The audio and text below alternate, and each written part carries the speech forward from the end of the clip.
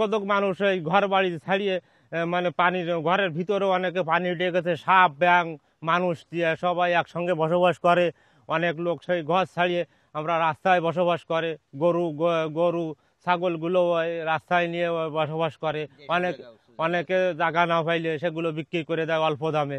হ্যাঁ, আর ওই ছোটো ছোটো যারা কিছু আছে যারা ওই গরু নিয়ে তারা হয়তো কিছু ইট কিনে নিয়ে সেই গোয়ালটা উঁচু করে দিয়ে রাখতে পারছে রাস্তার ধারে না আসতে পারলে।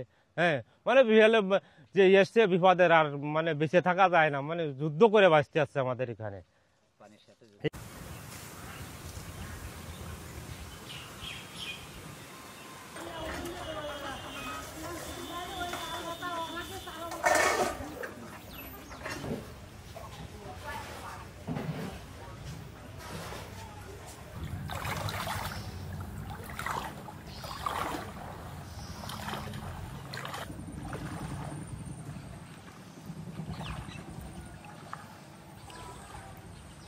তিনটে চারটে থানা, কেশবপুর, মনিরামপুর, অভয়নগর, তার ফুলচলার কিছু অংশ যেটা বললাম, এই এলাকাদের সবই এই পানি বন্ধ অবস্থায় থাকে বহুদিন ধরে। এই তো ধরেন আপনার এই পুরো শুকনোর সময় মৌসুমে হয়তো একটু শুকিয়ে যাবে না রাস্তাঘাটটা, এই তার আগ পর্যন্ত এই থাকে। আর ওই আষাঢ় মাস আসতে আসতে বা শ্রাবণ মাস আসতে আসতে আবার ডুবে যাবে না। এইভাবে আমাদের জীবনযাপন করতে আসছে।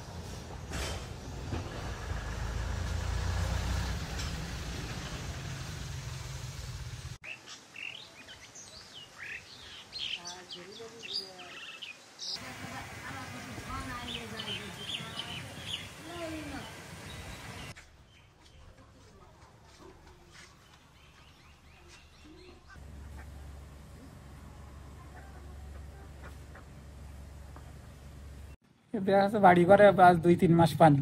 হ্যাঁ, মানে কোনো কাজ কম নেই, ভীষণ একটা সমস্যার ভিতরে আছি। তারপর বাড়ি ঘরে কি অবস্থা? বাড়ি ঘরে দেওয়া আছে, বাড়ি ঘরে রান্নাঘরের জায়গাও তো পানি উঠে গেছে। তা এখন অন্য জায়গায় একটা ঘর বানাইছি, তো সেই জায়গায় যেয়ে মোটামুটি থাকতেছি। সরকার থেকে কোনো সহযোগিতা? না, সরকার থেকে কোনো কিছু দেয় না।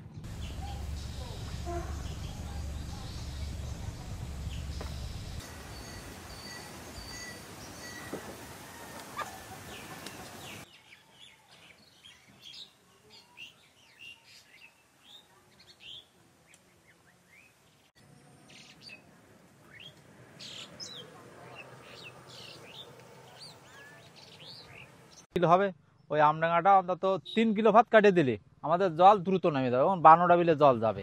আর নিচের দিকে করতে গেলে, নিচের ইন্টারবিল বাঁধাতে গেলে টিয়ারাম করতে হবে, তাহলে আমাদের জলটা একেবারে নিষ্কাশন হয়ে যাবে।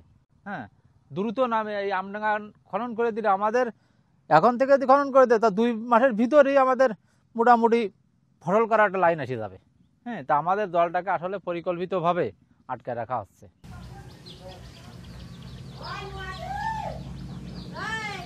আছে না এই যে দাগ, এই পানির দাগ কিন্তু